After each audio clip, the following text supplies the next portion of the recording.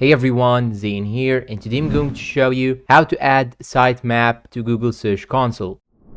Now, first thing you should do is to simply go to Google Search Console and make sure that you have added the URL of your website like this on the top left corner. Make sure that you have selected also, and after that you will have to click on sitemaps just right here. And after that we'll jump directly to this page. Now we have to add something just right here. What you should do right now is to simply go to your website just like this, and now we have to add this section /sitemap.xml. After that you should click on enter. Then it will show you this page right here. Now this page may differ from one to another depending that you have plugged in to your website, and here in my case, because I do not have any plugins, it looks like so. And now what you should do is to simply go to this URL right here, and once you get inside it, it will show you all the posts that you have on the website. So what you should do is to simply go back to this page, and now you should copy this section right here. Just highlight it like so, then click on copy, and now we have to paste it just right here in the Google Search Console sitemaps. Then you have to click on submit. Once you click on submit, it will show you this page. Now we have to click on got it. Then here, as you can see, you have it right here. You can simply click on it, then it will show you the pages inside the website of yours. And here you can find here the discovered URLs in this section is 11, as you can see, and this is the number of posts. Now if you go back to the post section in the website, you will find out that you have also 11 posts. As you can see, 10 plus 1, this means 11, and this means that you have successfully added it and there's no mistake. And you can also go to the sitemaps right here and click on open sitemap on the top right corner. Then it will jump you directly to this page.